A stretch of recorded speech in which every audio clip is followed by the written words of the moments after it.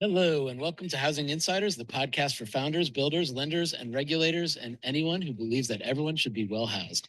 I'm Jonathan Lawless. And I'm Jeremy Potter. On Housing Insiders, we're hosting the conversations you won't hear anywhere else about how to make housing more innovative and attainable. Hey, we're really excited to partner with Built Rewards to bring you these smart conversations. Of course, if you have an idea for a guest or a show or want to sponsor, hint, hint, please email us at podcast@thehousinginsiders.com. And if you like the show, please give us the review, share it, spread the word. We want to bring you more episodes just like this one. Super excited today to introduce our guest. It is Hugh Frater, former CEO of Fannie Mae, my former boss. Hugh has had such an impressive career in finance, and particularly housing finance. Founding partner, managing director at BlackRock, was an EVP at PNC Financial Services, where he led the real estate division. And of course, at Fannie Mae, all of us really appreciated his calm, approachable demeanor and his regular appearances with his guitar. Not too shabby, Hugh. That's amazing. Thank you so much for being here. Hugh, you're currently the chairman of the board at Vessel Technologies. So before we get into any other big topics, anything else going on, I know we'll talk a little bit about the outlook for the new administration in the next year, but what we thought is we would just start with Vessel Technologies. We want to hear more about it. So tell us a little bit about what's going on in that role and that company. Thanks for having me, and thanks for the question.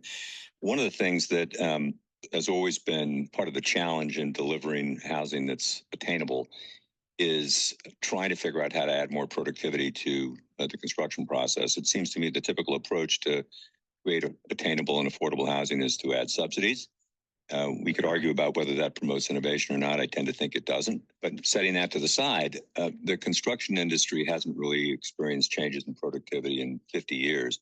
There have been some. I thought it was 50,000 years. Maybe 50,000 years. Now, there are people that would argue that those statistics are slightly misleading because the cost of land was increasing, during that period of time. But regardless, there has not been significant innovation, but there has been a lot of attention paid to modular housing, and there are some people that would say that the road to hell has been paved with failed modular companies. The companies that have, and there are some big names that have tried and have failed, but if you really turn on the Wayback Machine a little bit, you might remember that Sears had a kit house, and actually it was a successful product. It can be done, and there have been innovation in fits and starts, but what we have done at Vessel Technologies is study some of the notable failures. I'm not going to go through them because I don't want to embarrass anyone, but they were all, in our analysis, were plagued by several things. One, the venture industry, as you know, sort of moves in waves, and it goes from fintech to prop tech to AI to rotates to whichever sector seems to have the most promise and is the hottest. When they come upon a hot sector like they did for a period of time in prop tech, they tend to throw a lot of money because they've got a lot of money capital to deploy. They tend to throw a lot of money at companies. The common thread in the modular failures has been they raise too much money from venture capital. They never paid enough attention to costs, and they always underestimated how hard it was to get their products to market. And there were some terrific concepts, and some of them are still sort of been recast and recapitalized and are out there doing good work. But from the very beginning, our view was there are only three inputs to the construction process. There's cost of labor, cost of materials, and cost of capital. Setting cost of capital to the side for a moment, the virtue of a well-managed manufacturing process, and we can apply the same thing to housing, is you really pay very, very detailed attention to where every single penny goes and how it gets spent. And so if you think about a panelized approach, which is what we take, we significantly save on labor costs, both in the factory and on site. We significantly reduce materials waste. And because of the fact that we're staging production, you can be staging production in a parallel fashion with site work going on while the structure has actually been being built. Can I ask of those things that you just mentioned, because this is a story we hear from a lot of offsite construction companies, is that they're trying to tackle these costs, but where have you found the most juice for the squeeze? Or is it kind of what I'm hearing from you is you can't expect a creative labor solution to win the day. You've got to literally be on top of each and individual component, or is there one you area have to, there's no, as you know, there's no silver bullet. But for instance, if you use the panelized approach that we have taken, we've got a very, very simple, elegant design. You could be, if you're one of our workers, and we've got some terrific people in our factory, and we are vertically integrated. A week before, they could have been running a fryer at McDonald's, and we can teach them how to assemble a panel.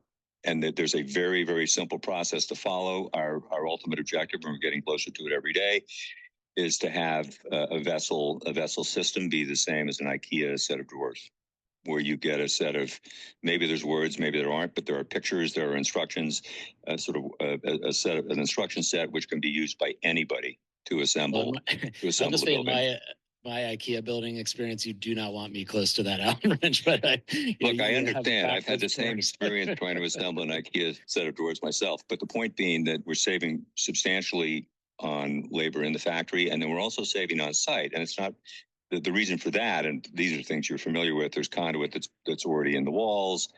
All of the outlets are pre-stamped. There's a set of plumbing risers which clip together. And so the amount of time per unit that the electrician or the plumber who is is at prevailing wage, the amount of time that they have to spend per unit is substantially reduced. So we're saving labor in the factory, we're saving materials as waste, and we're saving on site as well. And when you add the time element, then that obviously leads to savings, fairly significant savings in cost of capital and construction interest, for instance. And so I think there may be further cost of capital savings. That's TBD, depending on how the agencies and the financing sources respond to the product over time. But you really have to think about all three. And one of my issues, again, this is not meant to be a random slap at a successful program, but in LIHTC as an example, again, one of the simultaneously most successful government programs of all time, and maybe one of the most inefficient as well. But there's no natural incentive to save money. Whereas if you look at the modular companies which have not been successful, they were not counting nickels and dimes, and you have to do that. And that's a discipline, frankly, that if you think about some of the old time developers, and the person that comes to mind in New York City would be Sam Lefrak. He knew where every single penny was spent on every job that he did. And that's something which, is easy to say. It's hard to do in practice. It takes a certain amount of discipline. But I think if you combine a simple, elegant design with that discipline, then you can really achieve some results. Yeah, and it's. I mean, the other thing about it is it's dreadfully boring, and something that venture capitalists aren't really excited about. Oh, I'm going to invest in this company who's really thoughtful about the cost of copper wiring, right? So can you talk about the financing part? I mean, so you talked about the cost of inputs and things like that. Yep. Something that Jeremy and I talk a lot about is just the real disjoint between venture and real construction. Right. A lot of these things take a long time, and they're not high margin, high velocity businesses. They're the wrong source of capital. But how do you guys think about capitalizing? And then we'd love to hear land as well as kind of the third capital. Yeah. So I think the we debated long and hard about whether or not to. We're sort of fairly traditionally financed with a founder putting up a bunch of money, and then a group of angels, of which I was one, coming in at that next level, and debated a lot about doing a Series A with traditional venture capitalists. We in the end partnered with people who we knew well, who also had some connectivity to the prop tech space and the industry. So the Lennox division of Lennar is one of our investors. Terrific people, and obviously know the space well, and have made investments in similar companies. And then a group called General Mosaic, somebody that we knew pretty well and who knows the prop tech space well. And what we did was we really just tried to raise the least amount of money that we could, and to get us to the point where we could see a fairly clear bridge to cash flow positivity. And we're well on that journey, and I expect we will be there within 6 months, if not sooner. At the corporate level, our financing needs have been fully met. It's really then the question is, how do your financing sources deal with the asset level? And our experience has been very positive. Well, we have kind of three business models. One is we are vertically integrated and act as a developer and the owner. Then one would be that we act as the developer and deliver to an owner. And the third would be we simply act as the general contractor and deliver to a developer or an owner who's going to do with that asset whatever they wish. But in any event, we've spent a lot of time with the construction lending community, also with the agencies on the takeout side. And after some back and forth, and by the way, I give these lenders a lot of credit. They have been involved in modular deals or prefabricated deals that did not work. And so I give them a lot of credit for being willing to step to the plate again. What they, after sort of some exposure to us and to what we're doing, they got very comfortable that we could deliver the asset in a pretty short period of time relative to what they're used to, maybe half to a quarter of the time they were used to. And that's kind of a good news, bad news story. It's good news for the credit folks because they don't have that much, their exposure isn't outstanding for that long. It's good news for us because we're paying less construction interest, and it's bad for them because they're not earning more construction interest. So it's kind of an interesting dilemma. But you pair that with the way that the agencies look at and the owners that they would finance, the look at the product. And I've been I wouldn't say surprised. I've just been pleased with the way they've looked at it, because we are delivering attainable housing. We're not using multiple subsidy layers. We're not using any subsidy at all. And the fact that we can deliver workforce and check those boxes for them, we're delivering housing that is attainable, that is sustainable, almost net zero, with really high quality in-unit amenities. So we're delivering Class A housing at a Class B rent or thereabouts. Amazing. And so, Amazing. Again, it's. I wish it was more complicated, because that would make it more sexy. But as when our investors had done a lot of diligence, they said, what you guys are doing is so simple. Why doesn't everybody do that? To which my answer is, well, they should. And I think that there should be plenty of imitation and innovation in similar fashions. Just like in 1920, there was 200 car companies. Car was a good idea. And I think that, people will adopt. We tend to believe that, maybe we'll be proven wrong, but we tend to believe that panelized makes more sense than volumetric modular. And it's for a variety of reasons. One of the simplest to understand is just the transportation side of things, because there's really no limit to where we can ship. Yeah, Hugh, you mentioned the fact that some of the best innovation we've seen in any industry, particularly this industry, is the obvious one, where people look back on it and go, oh, we could have done that. We should have done that. And the fact is, doing it is the whole ball game. I'm curious, you mentioned some of this timing aspect where other lenders, other participants had tried something and it didn't work. And timing is a big factor here.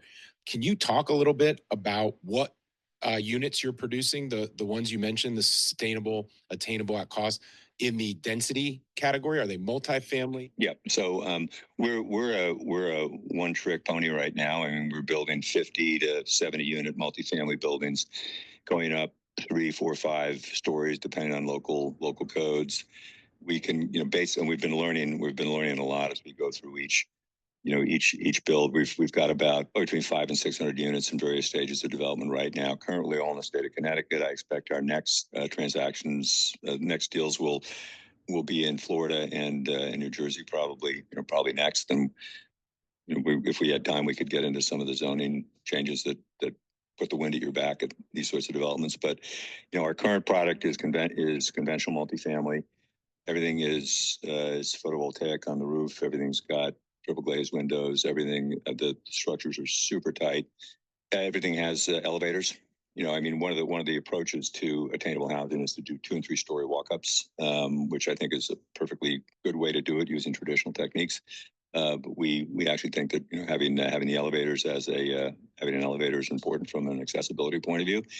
As we master that product set, and that really is the key. It's continuous improvement. Each time you do it, you have to get better, and you have to get faster, and you have to get cheaper. But the other applications of what we're doing, the other verticals, student housing is an obvious one. We think that the sort of light densification, which I think is what you'll see a lot of, whether it's quads and replexes, things like that, we think that's a logical one. We think there could be disaster recovery applications. I think there's an enormous opportunity set, but even if all we did was build unsubsidized workforce housing in Connecticut and Florida, we'd do very, very well. No matter how hard we work, we think it'll be hard for us to really exhaust the amount of demand that's there, but I don't see any reason why we couldn't, just in the conventional space, be building thousands and thousands of units a year. This episode is brought to you by Built Rewards. Built is a rewards program, just like an airline program that is centered around your home and neighborhood. But instead of earning miles for flying, Built rewards you for paying rent, no matter how you pay.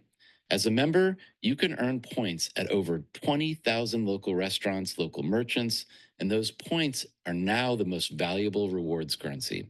You can use it to book travel on Amazon or even towards a down payment.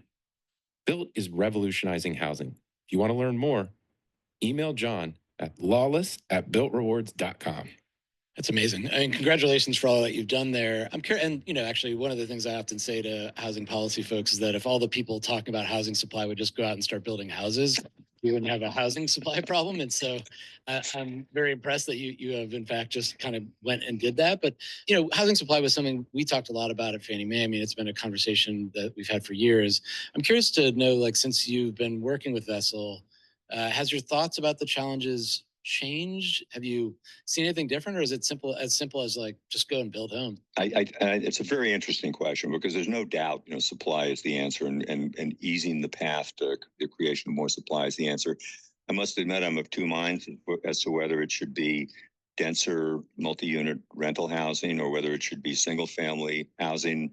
I have some views on whether the amount of subsidy that we direct towards ownership is properly directed. I mean, that's a policy question. But no matter what, my friend Lori Goodman, who you probably know, supply is supply. Any units you add, it doesn't matter. It's good.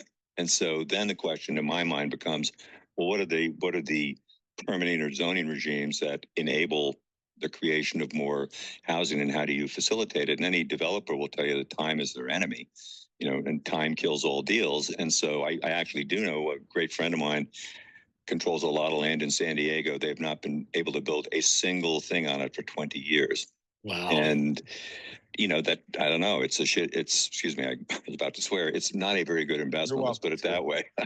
And you're welcome to tell the truth here. And so I think that's just a sort of particularly egregious example. Then you see in the state, in parts of California, in other words, the poster child for a lot of stuff, sadly, the amount that it costs to build a subsidized affordable unit, 600,000, 700,000, 800,000 a door. And I sort of, simplistically say, well, geez, we could deliver 4 units for that. Why wouldn't you just do that? Well, and the answer is because there's all these different requirements and all these different impact fees, and you just keep adding all that stuff up.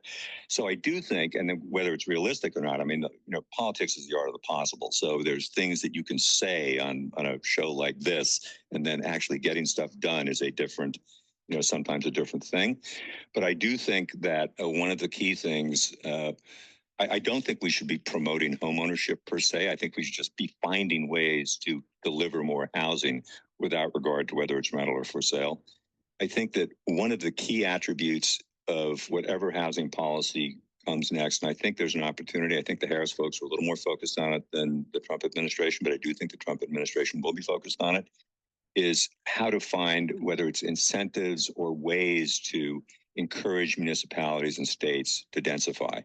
And you have to work, as I guess Jenny Sheets from Brookings would say, find the work with the coalition of the willing. There's probably no amount of money that you can, I don't want to pick on anyone in particular, but there's no amount of money that you can point at New Canaan, Connecticut that's going to get them to get them to want to densify.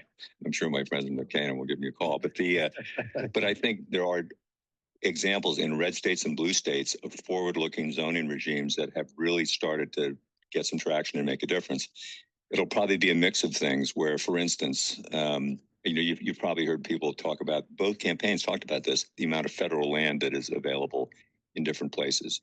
And 30% I think 30% of the country is federal and land. And in some states, it's as much as 80%. Now, some of that is sort of Smokey the Bear country, and it's not going to be, necessarily useful for housing.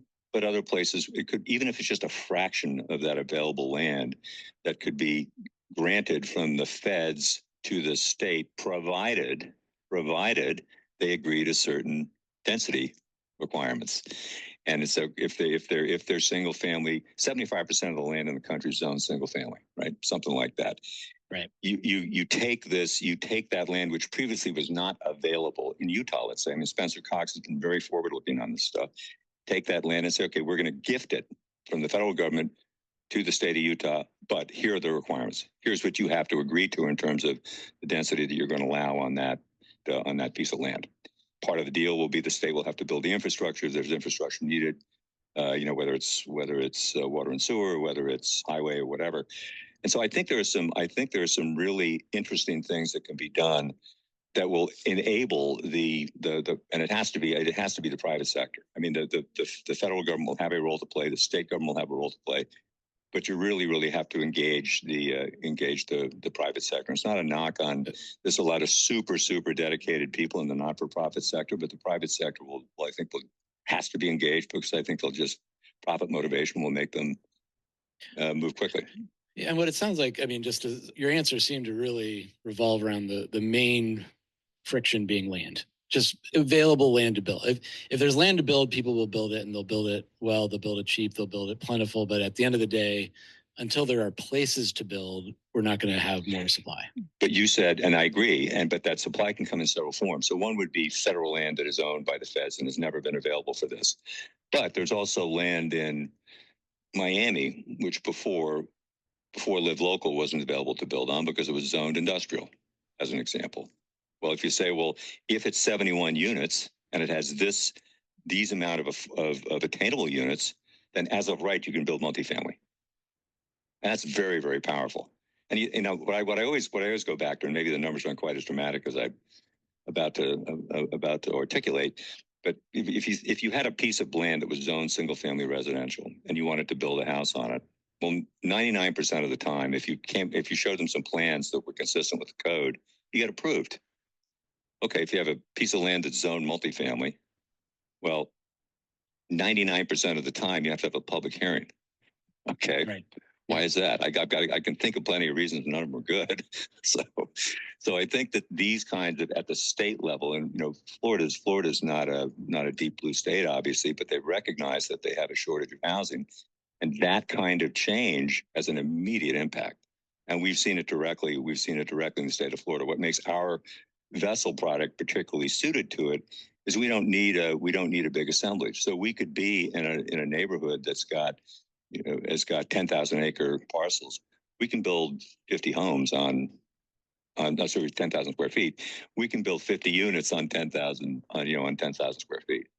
That's in an urban environment where if you've got the right product, simply being able to go as of right rather than have to go through the whole hearing process frees up that same land. And it sounds like you're taking a very holistic view of housing as an economic engine, housing as a stability mechanism in the community where you put it. But it seems like a lot of times when we get into those city council meetings, we get into those public hearings, we get into especially the density conversation, the conversation narrows very quickly to just not my backyard or just about the literal housing structure. Is there any advice you have for our community innovators, housing policy folks, to kind of continue to help public officials pull back the lens and capture the economic conversation you just had, to really bring in those other factors? Because it seems like that gets lost a lot. We've rarely in our development efforts, and we're mainly in the state of Connecticut, obviously, which benefits from a state statute 8-30G, which unless your community has met their affordable obligations, which is not capital A, it's workforce 80 to 120%. Unless you've met your as they define it, affordable obligations, then a developer can go and buy a single family lot, and as of right, they can build multifamily. The state or the town, there's one appeal and one appeal only. So what we have tended to do is we've identified communities where they have not met their obligation. We've gone and talked to the town officials, the mayors. In the majority of cases, they say, we know we need the housing and we want the housing. Let's just have a conversation about where it should go, where it's most consistent with the character of the community. And so we're building in Avon and Simsbury, which are well-to-do suburbs of Hartford, and I think we're building the first workforce housing that's been built there in a really long time. The towns have been great because they know they need the housing, and so I think if you said, well, we're going to bang our heads against the wall, and again, I'll offend my friends in New Canaan, but don't do it. It's just not worth it. There's plenty of places that know that they need the housing, and so work with the, again, to use Jenny's phrase, the coalition of the willing. I might disagree a little. I'll maybe say it in a way that makes it sound like I agree a little bit more. So Jeremy's point basically, don't have to. It's basically the people that are making these decisions at the town hall meetings don't know what's best for them. In fact, they're making a decision based on one thing, but they're losing on a bunch of other things. So one might say, well, actually, maybe people do know what's best for them, and they do. If they don't want people to build housing near them, then don't build housing near them.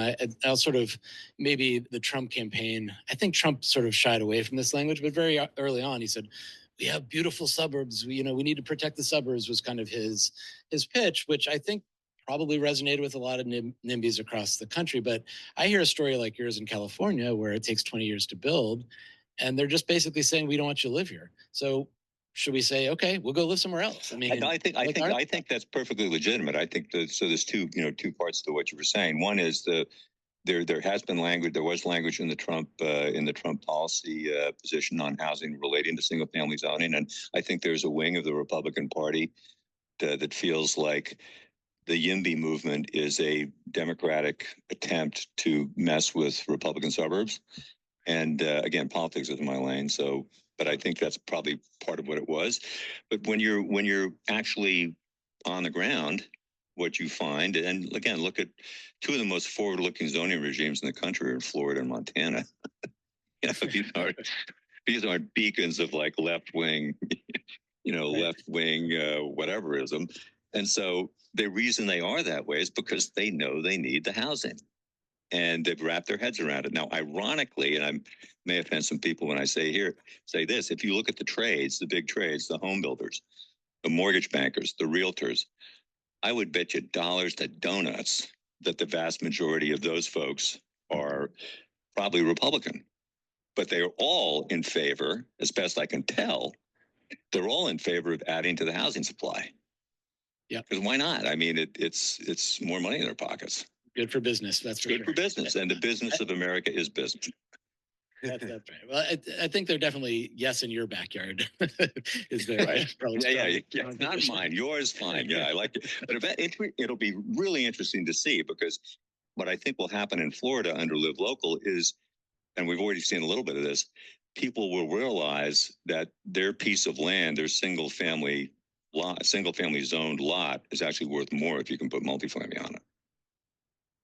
And so that's going to be an interesting dynamic, unless you've already built some like Taj Mahal on it, and then you'll get wedded to the value of that. But the land itself will be worth more. So let's pivot to one last policy issue that I'd love to get your thoughts on, and that's GSE reform. We spent a lot of time talking about it when we were at Fannie Mae. It's pretty clear that the Trump administration is going to be thinking about it again. And before I really get into exactly what GSE reform could look like and getting your thoughts on that, one of the things that happened during the 80s, you're probably familiar with this, is that when the savings and loan crisis was happening and people were struggling to raise financing for building, the GSEs actually stepped in at that time and provided financing for acquisition, development, construction. Whether or not this administration would even contemplate doing that with the GSEs, I'd be curious to get your thoughts. Are the GSEs a place that we should maybe consider, increasing liquidity for construction? It's a complicated question, and it's a good one, because going back to the beginning, we talked about the basic elements in the construction process: materials, labor, cost of capital. I do think there's a role to play for the federal financing sources to help lower the cost of capital for new development, and I think that will have a positive effect on the margin. There have been some ideas floated around, out there around taking construction preferred positions or mezz positions, however you describe it legally.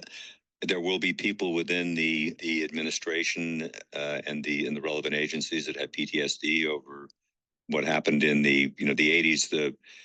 Obviously the savings and loan crisis was a result of the savings industry getting deregulated and trying to earn their way out of their problems by going into all sorts of things they didn't know that much about. And that, of course, led to the only time in history, I think, that you had 2 years of negative returns in the real estate market, which I think was 90 and 91. And that was sort of the long tail of that process. I think there are people that really know how to take construction risk well, and that would be the commercial banks. And there'll be a few of them that get over their skis and blow up, but by and large, they know what they're doing. The GSEs don't have that muscle memory. But what I think the GSEs could do and I know that there are folks that have thought about this, what they could do is if it's brand new attainable product, they could take stabilization risk. And, rather than doing 90 for 90, maybe they commit earlier in the process. And the simple fact of doing that gives encouragement to the construction lender that they can actually, if they realize, look, I'm not really taking market risk, I'm just taking construction risk, they can actually lean into their construction loan a little bit. And the combination of those things may help you lower the cost of capital in a way that's productive. So I think there's a role for them to play. The bigger idea or riskier idea, or however we're going to describe it, of them actually being involved in the construction process.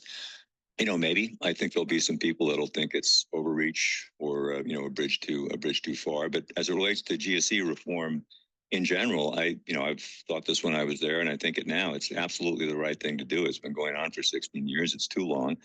I think the beneficiaries of release from conservatorship, I think the GSEs will be fully capitalized on their own probably by sometime in 27 or 28.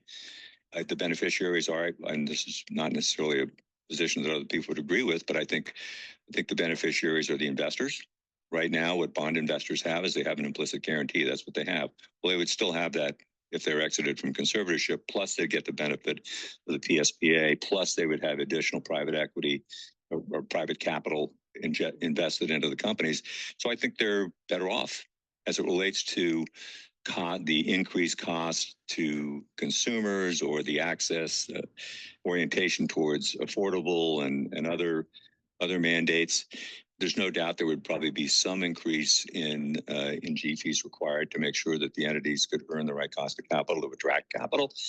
But the effect that has, notwithstanding the sort of dire predictions of people in the industry, the effect that would have on homeownership and access to capital for homeownership is zero. I mean, when interest rates move hundreds of basis points month to month these days, and there's the real life examples you remember from when you were there. 25 BIP increase or 50, some substantial increase in the G fee in 2015, I think, or something like that. The effect on their market share, the effect on homeownership, zero. I mean, we've got real live examples of it, and at the current level of rates. I'm a little out of date on the numbers, but the percentage that the G fee represents of the cost of owning a home is like 1%, 1.5%. And that's basically it's like the oil in your engine, right? Oil doesn't cost that much, but you need to put it in your engine to make it work. And that's kind of the way I think about it. Hugh, that brings up a great question, which is, we've been talking and I'm inspired in this conversation over supply, as we've been talking about. There's also, setting aside that, there's going to be that access to credit and equity question, wealth creation, and closing both the home ownership gap and the wealth gap that comes up. Obviously, setting aside the supply piece, based on what you just said, is there a role? The GSEs, haven't moved the needle tremendously over the last 30 years on the composition of the portfolio or the demographics, but you were there in the midst of tremendously turbulent times for a variety of things, and global pandemic, the George Floyd murder. Yep. You led through all of that. Coming out of all that and setting aside supply for a second, what is the view on how do we tackle this? How do we talk about it productively, getting home ownership and equity, the ownership economy, into the hands of more people? There's a couple questions in there. One is, should we be as focused as we are on promoting home ownership, and is it actually a good way to generate wealth over time?